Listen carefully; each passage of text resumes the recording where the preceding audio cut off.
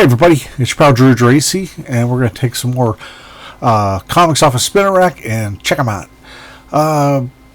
In the 70s, I guess until Steve Englehart and Marshall Rogers took over Batman, I really wasn't that interested in Batman and the detective titles. And the Neil Adams era was way before my time.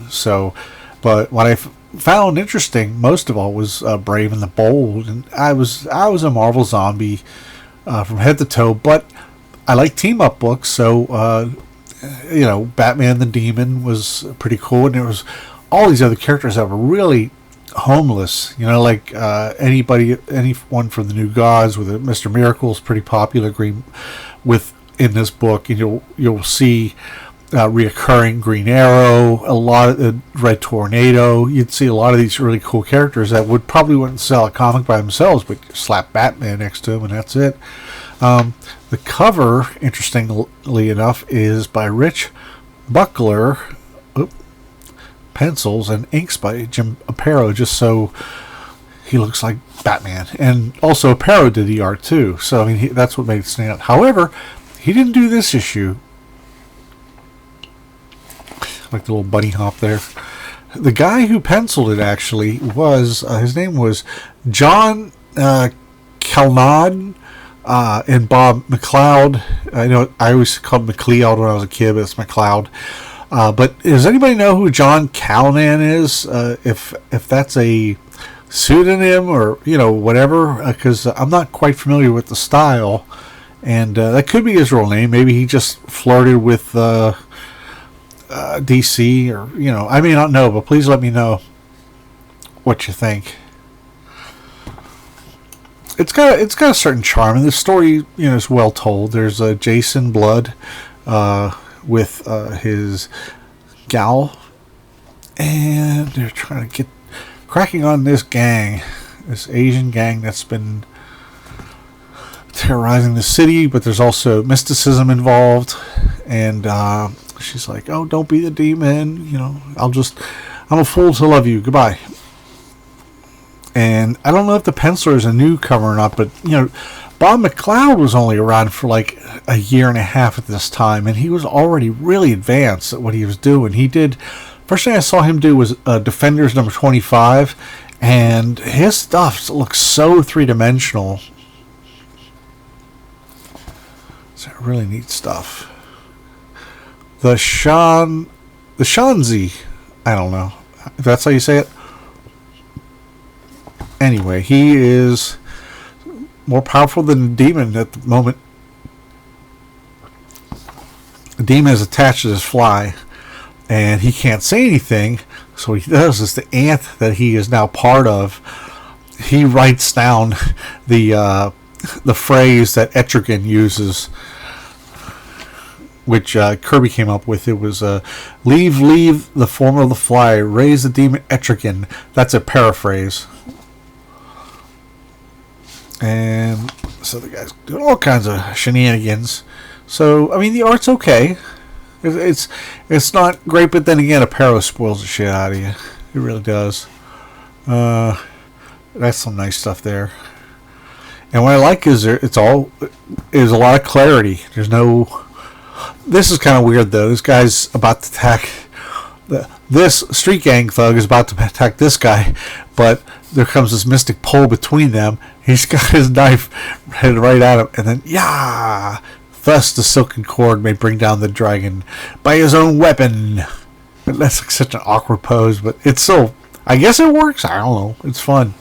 So Batman gets turned into a bat, and it is the year of the snake. The year of the snake. That always annoyed me. I was into Duran Duran at the time, but that third album kind of So Etrigan turns into a mongoose to take on this snake, which is pretty friggin' cool. So neat stuff. Neat.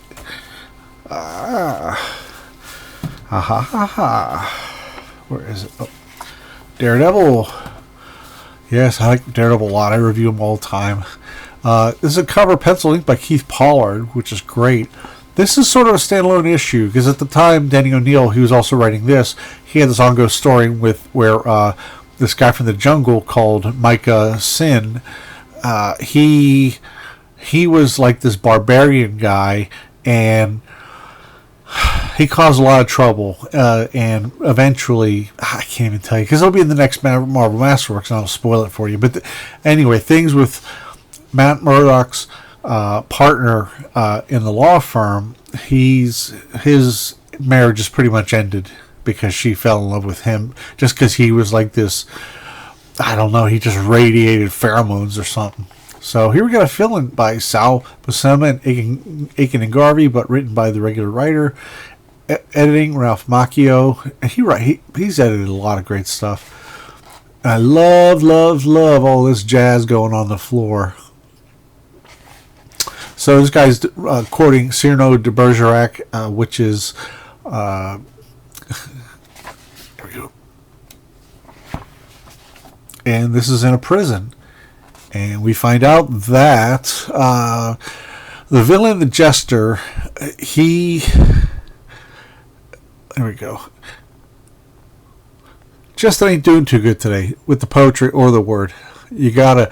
It's a lot of nonsense, you ask me. A fencing program for convicts. Yeah, I think it's doing okay, all right? Yeah. It turns out that it's not the Jester. He says, he paid me 4 cartons of cigarettes to take his place. Said he'd make it 5 if I said those words from the play he was always reading. So, meanwhile, in the laundry is the real Jester. And Matt's sort of girlfriend, Gloriana O'Brien, is heading back to Ireland. This big shot thespian. Do you like New York, Mr. LaForge? Exciting, vibrant, thrilling, the living pulse of energy. That is to be the glittering Parnassus. I've never encountered that word before. Manhattan. I glow with anticipation. And I'm certain that the Cyrano de Bergerac I shall do before the live cameras will be my greatest triumph. But wait. One of the handicapped, I must speak to him. I sympathize with you, sir, for I once played Oedipus Rex to splendid reviews, and I comprehend the plight of the blind. You know Oedipus Rex? Yes, he loved his mother a lot. Droll, I bid you farewell. Come, my dear, the arms of the city are stretched wide and welcome, and the thumb of the city is poised to jab you in the eye, I hope. What a dick to say that. So there's 2 taxi drivers arguing about who's there to pick up this guy, and one gets to take him, and the other one takes Matt Murdock home. Turns out the Jester was the one cabbie who got the actor, and he's going to take over.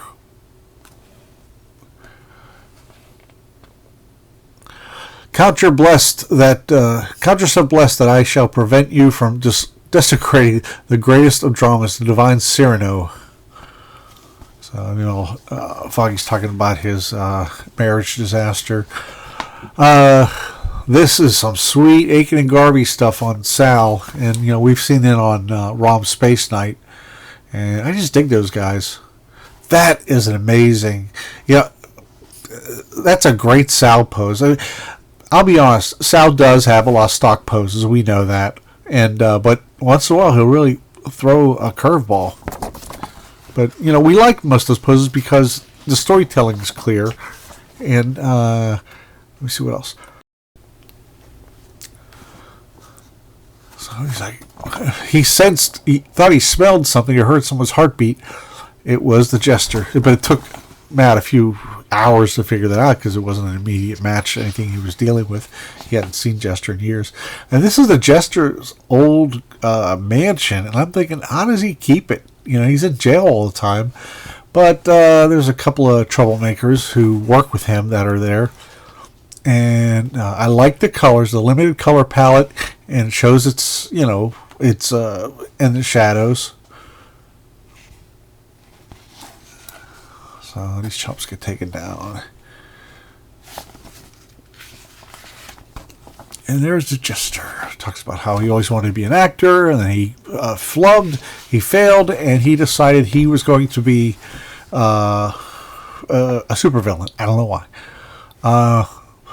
He's actually out now. The Jester, or his non-masked identity, is actually performing Cyrano de Bergerac, which I even think in 1982 or whenever this was. I don't think they do a live broadcast. Maybe it's PBS or something. I could see that. But brilliant. Never heard such raw power. The Jester won't go anywhere till after the show. I'll nab him then. His costume? He looks in the back. He comes across the Jester's costume. And... there. People break in the back. The cops do anyway. Lieutenant Raphael Scarf, who had been around for a long, long time, and Iron Fist, Power Man and Iron Fist. Here's the Jester taking off. Ha ha! So they scramble while the show's still going on, because the show must go on. And it's actually Daredevil pretending to be a Jester, just so the real guy can do Cyrano de Bergerac.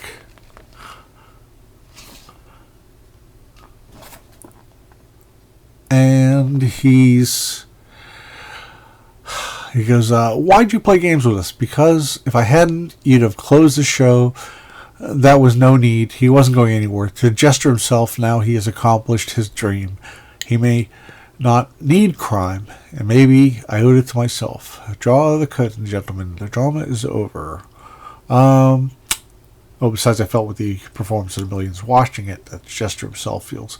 And you know what? That's a bit hokey, but it's really cool too. You know, I mean, I dig that.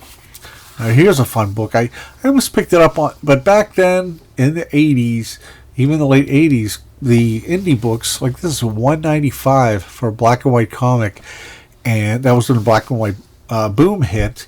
And this was published by David Anthony Kraft's Comics Interview, which was an excellent book, just like Amazing Heroes was. I did a lot of interviews, very comic centric. Everything's comics, and this, I remember seeing this and thinking, how cool is that? But, I was just cheap, because comics back then were, 75 cents, I think. And, but it's got the debut of some fella named Brian Stelfreeze. Yeah, that guy. And it's inked by Carl Story, which is great because I didn't know they went this far back, because Carl Story is the inker's inker. He's one of those guys that, if you know his stuff, he does great stuff. He inked a lot of Chris Sprouse on Tom Strong. So, already Brian is doing a lot of really sharp graphic stuff that you don't see a lot of people doing. It's kind of like, it starts off, let me see, I printed these out. It's sort of like he had in mind what Patrick Nagel did with a lot of the negative space and the black and the white, and that's what he got known to do. That's what Stelfreeze got known to do as well. That's what I meant to say. Like this Batman cover. Gosh, that's great. But there's a lot of imitators, but Stelfreeze came along and pulled that off, and you saw a lot of other people, imitating him. And that was a good thing, though. In the 90s, it was a great style. I mean, this is more like, you saw this more at DC Comics, but it's got a strong Michael Golden feel. See those even tapers in the last panel? So, and then he also does painting. Totally cool. But, he had a start, and this was very attractive. Like the shading is so orderly. It's like a design right there. That's something Brian, to my knowledge, with American comics, I think that that's what Brian kind of brought. How can I put it? It's I don't want to say he invented it, but he sure influenced a lot of people with this kind of stuff. I worked with Dusty Abel on 3 issues of the Legend of the Dark Knight, and as well as what was it, Superman and Wonder Woman, Elseworlds. That's very interesting. That's a very non-Brian Stelfreeze, but I totally dig it. I totally dig it.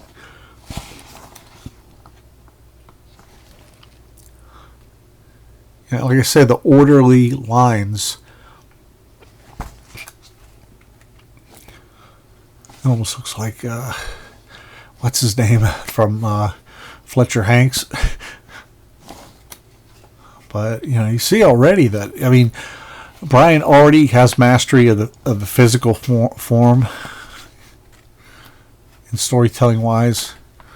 Whoop, cracked the neck. So a lot of cool stuff going on.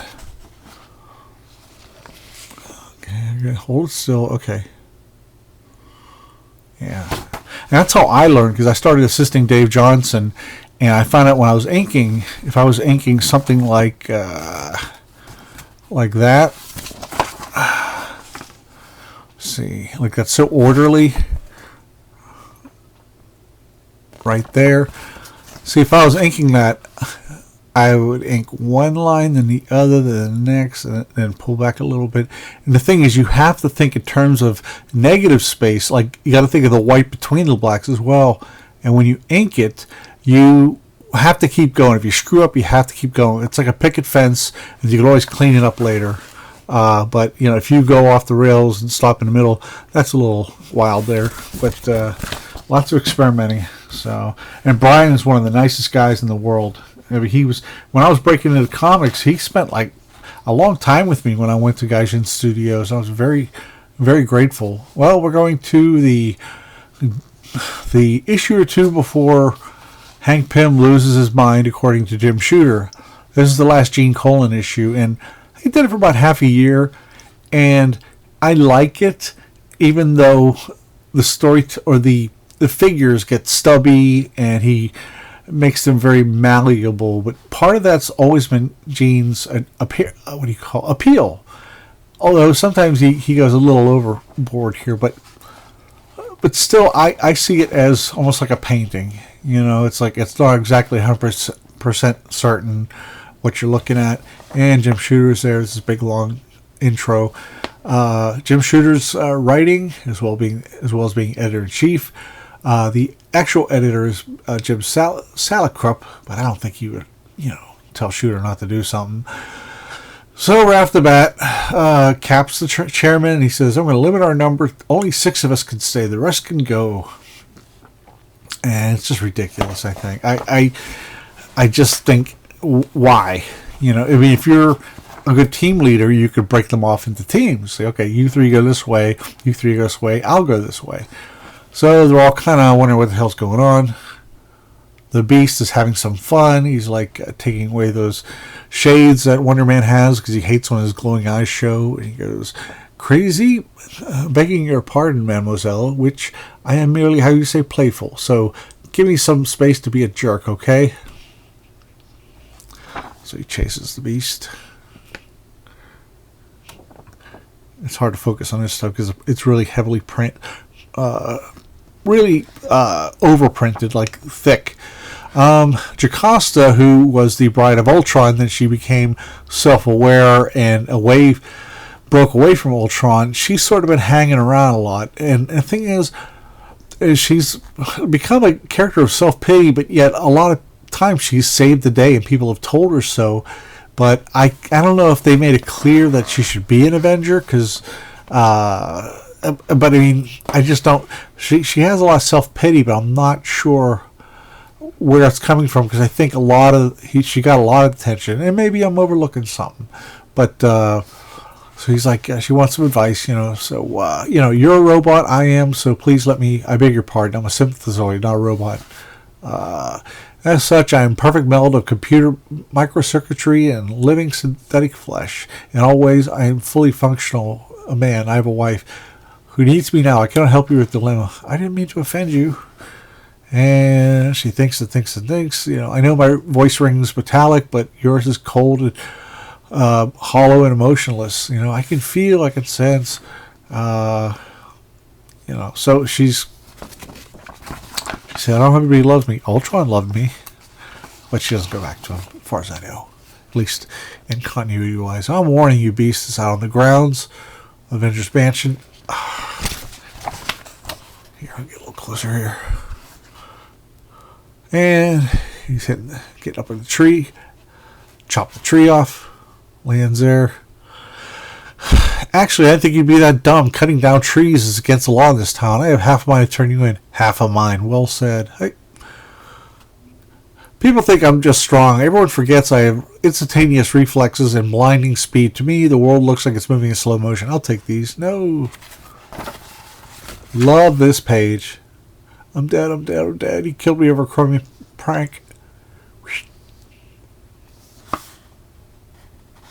You going to make the cut? And he goes, nah, I don't know. I'm not cut out for this. You know, I don't know if I don't like facing death a dozen times a week. So only thing about the super reflexes, though, I think that quickly got, forgotten. So Tony Stark / Iron Man, he's like, oh, time for meeting. Cap's like, yep. So, what's weird is he changes the number to be 6. Like, all of a sudden, he, pulls rank. And then a few issues later, when Hank Pym really screws up, he has a court martial, which is absurd. And considering all the things the Avenger members have, is a Jake Lockley feeling compelled to leave his cab. Everybody shows up, and here comes Moon Knight. They know, pal. They summoned me. Summoned you? I was forced to come here. You're going to tell me why, how? Why don't you tell the rest of us, too? Mother and country. And,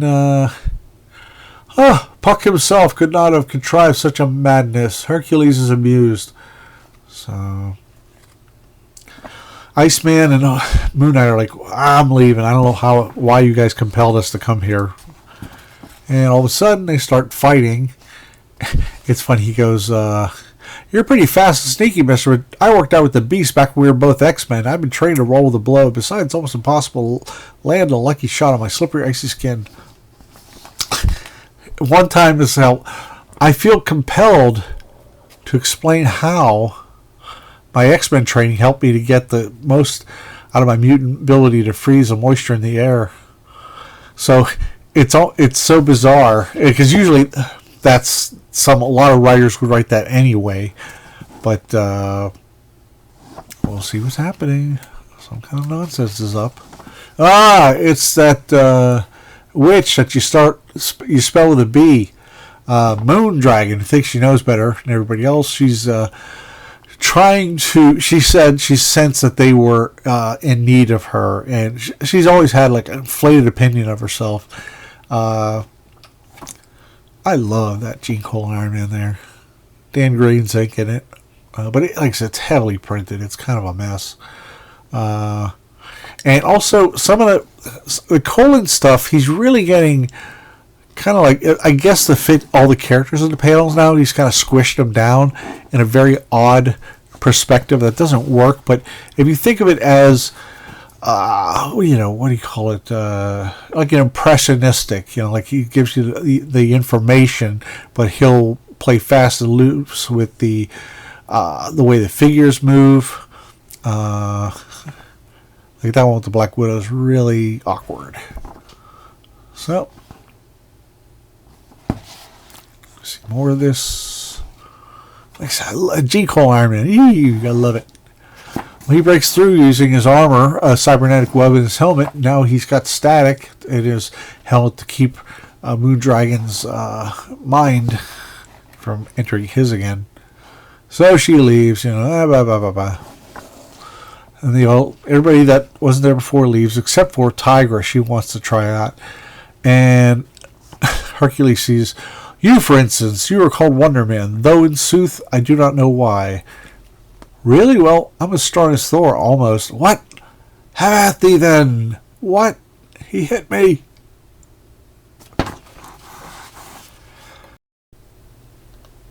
Ho! Was there a mightier blow struck on earth? Nay, I say you, yet he arises. Wonderful, then. Shall the Prince of Power hammer him? What fun! What are you doing this? Why are you attacking me for no reason? Men must brawl to know one another, to measure. What better way to measure a man? And what greater gift can a man give another than the thrill, the glory, the joy of battle? I am a friendly fellow who would often give this gift, but alas, most mortals are too frail to receive it. Now that right there was a springboard for Bob Layton's very popular Hercules miniseries. It came out the same time that Wolverine, the first Marvel miniseries, came out. It was where that was Chris Claremont and Frank Miller and Joe Rubinstein. Bob Layton did everything on, and it had a much more humorous angle. So you had this really dark, edgy Wolverine, and you had this oaf that was wonderfully drawn, and the stories were so funny and so entertaining, but they had enough grounding to it to make the humor not destroy the story. So Wonder Man wins his friendship by punching back. So they'll talk about, we should be moving on, blah, blah, blah, blah, blah. But me personally, I really got attached to them. She left. She's like, I'll find someplace I'm wanted. And there's the Beast up on the pole there. And they said, they took in Tigra. But here they said, we're going to talk to Jocasta and, tell her to be a substitute member, Avenger. Come on, man. This printing is so bad. I hope she comes back, and I hope Moon Knight doesn't. So, Avengers assemble. Yeah, everybody looks happy, huh? Well, that guy on the far right, well, he ain't long for this world. At least the way Jim Shooter screwed him up. Next. This was a lot of fun. In the wake of the success of Spider-Girl, which was created by Kurt Busiek and I think Pat Olive, or it might have been with Ron Friends. No. It was Tom DeFalco and Ron Friends, I think. I'm sorry if I don't remember exactly. I may be mixing it up with The Untold Tales of Spider-Man. So, nice cover. I don't like the colors. I don't like the white. It's just so off-putting. It's so distracting. If you put this way in the back, you won't know what's going on. If not for the logo, you wouldn't know what you're buying. There's that shitty arrow when they had the ads in there. So, of course, it falls short of the pages or the paper. So it's hard to keep in good shape. Well, J2 is the Juggernaut's son, and he's a good guy. And Juggernaut's not around. He's not the best father, which you would suspect. And there's Thunderstrike, who was Kevin Masterson, son of the original Thunderstrike. There is the mysterious, I don't know what he's called. Mainframe, yeah.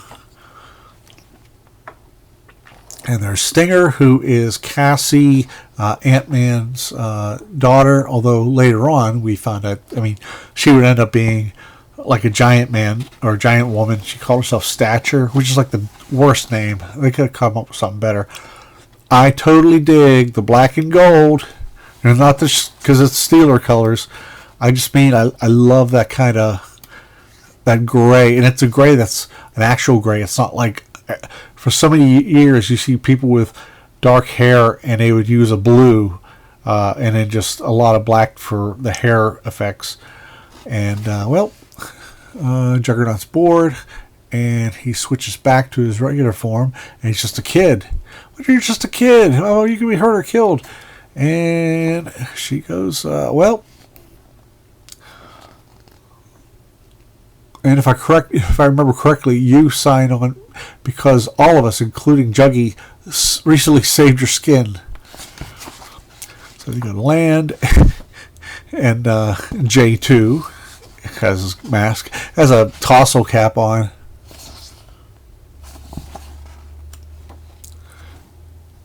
Oh, so beautiful. This only lasted a year, 12 issues, and it killed me when it got canceled. It's so good. And the problem was, we were in the wake of the mid-90s, the huge sucking sound of all comics taking serious hits, because you had a lot of visitors, a lot of people came by just wanting to make a fortune doing selling superhero comics, and it just didn't. After a while, people were like, well, who are we going to sell to? Each other? You know, there's only so many things that and we can't call them rare. So what happened in the wake? A lot of Marvel sales sucked in the second half of the '90s until Joe Quesada and Jimmy Palmiotti came on board and like gave a whole reboot to the Marvel. You know what I'm saying? And they came up with outside ideas that were helpful. So, however, if this had come out later, like 10 years later or even 20 years later, I think it would have been a big success. The Sentry, you just gotta love that guy.